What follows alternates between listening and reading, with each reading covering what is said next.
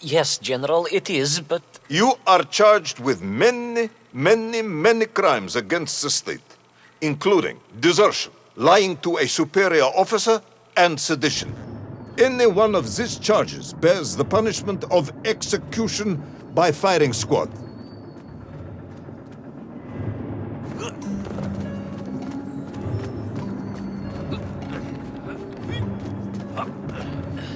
General, you must be reasonable.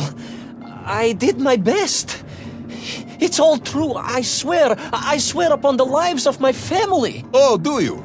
Auntie Marcia and Uncle Vanya, the traveling tinker and the pig dentist, or perhaps Cousin Pavel, the criminal mastermind with the unhealthy taste for eggs. How stupid do you think I am, Comrade Devalov?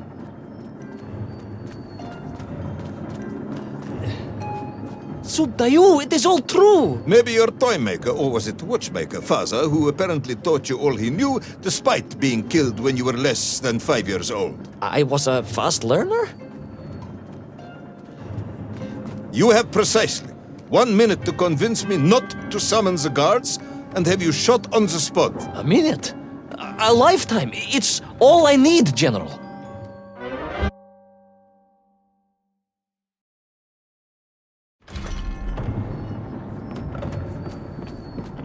I was astounded. My father, I told you, I think I told you, he was a toy maker, and he often played with clockwork parts. Tavarish. But this made all those childhood wonders pale into insignificance. And it was fortunate indeed that my uncle... Vanya, the pig dentist? No, my other uncle, Sasha, had taken me mountaineering in the Urals during my childhood, for it was only by scaling these giant mechanical parts that I would reach Little Orpheus. Yes, I had been thinking that it seems awfully convenient that you were such an accomplished climber. I don't, however, recall any mention of this Uncle Sasha in your file. He was a very private man. A very unlikely man. That was Uncle Sasha's blessing and his curse.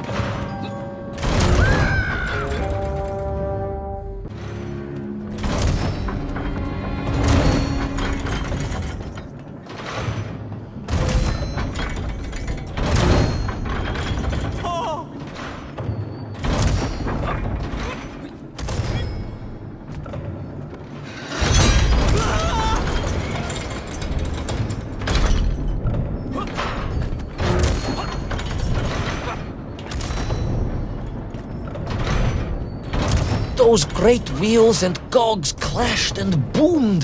The vast hands of all time crunching forever and ever around. Ivan Ivanovich. Pendulums and springs and great big wheels and tiny little wheels. Tavarish Privalov, stop! Though at least the Mienk were not here, especially as they seemed to infest the world below the surface.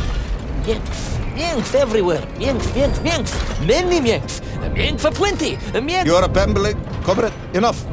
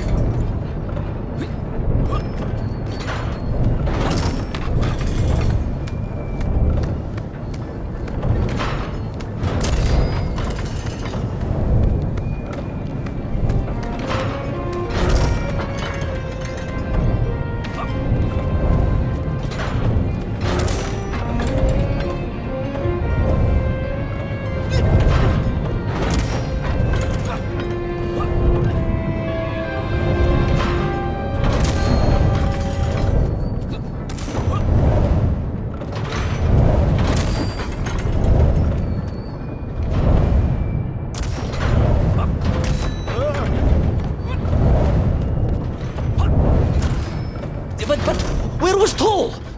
Aha! High above. On the clock face, perhaps. With his radios and his crystals.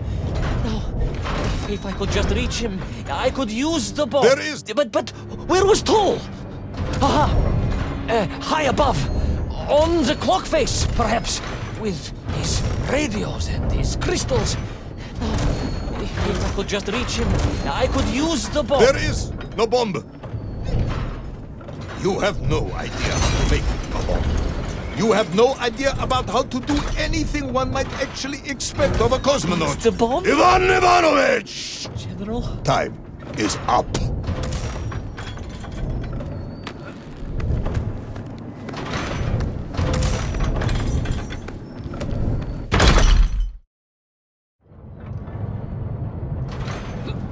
Stop talking, Tavarish. You don't know what happens next. It is obvious. You've done very well. I applaud you for your efforts and your story. It is a wonderful tale, Comrade Privalov. I have enjoyed it immensely. But every story needs an ending. And it is clear yours does not have one.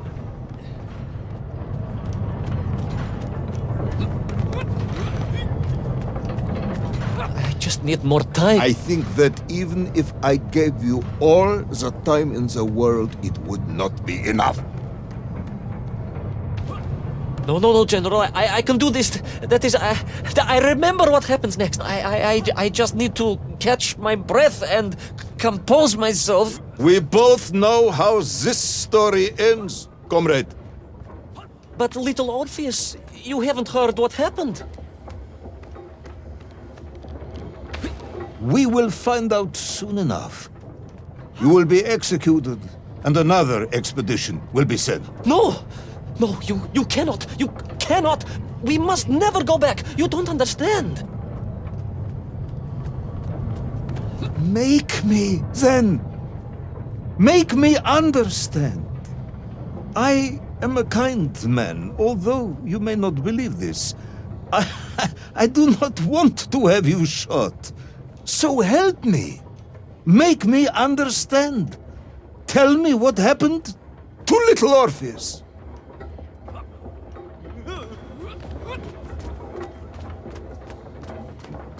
It was... Ivan Ivanovich? It was... It was... No. I'm sorry, General. I'm sorry, I have no idea. You are right. I simply cannot think what happened next. It's just... a blank, General. There's nothing there. I am very tired, you see. Comrade Privalov. Ivan. You're right. It's over, General. Perhaps you would be so kind as to write to my mother for me. Of course I will. You are a kind man, as you have said. And, General... Yes, Ivan. Was it a good story? Oh, yes. It was an excellent story. Thank you, General. I am just sorry I couldn't give you an ending. Unless... General? Quiet, Tovarish. I am thinking. Unless... I seem to remember that there were many problems with little Orpheus during production. General? Problems with the casing around the atomic battery. Concerns. Concerns, General? Yes, concerns. Unlikely though that might be. Yeah, it seems if I remember that it failed to secure properly. A sharp blow could spring the hatch and expose the fragile casing of the bomb to any would-be vandal. I'm not sure I follow you. A resourceful yet forgetful hero might, one would think, take advantage of that fact. But how, General? Where would I find something to strike it with? The son of a watchmaker would easily find something within a giant clock mechanism that resembled a hammer, surely. A hammer? Why, yes, General. I do remember now. I grasped the hammer-shaped thingamabob. Let's just agree it was a hammer, Ivan. Yes, of course. Let's do that. I recovered my senses, shook my head, and looked about me. In my distracted stupor, I had climbed further up the tower than I ever thought possible. In front of me was the clock face, and I gazed out through it at the sheer expanse of history. And I knew whatever happened next... happened next? The hand of destiny had fallen upon your shoulder. Yes! It had. And what an extraordinary hand it was.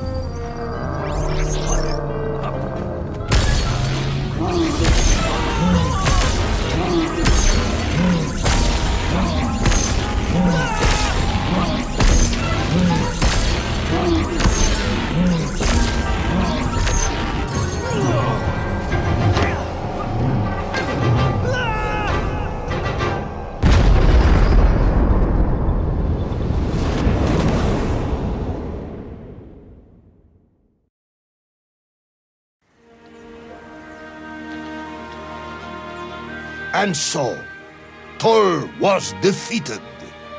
Little Orpheus destroyed, the bomb lost forever. Not just that, General.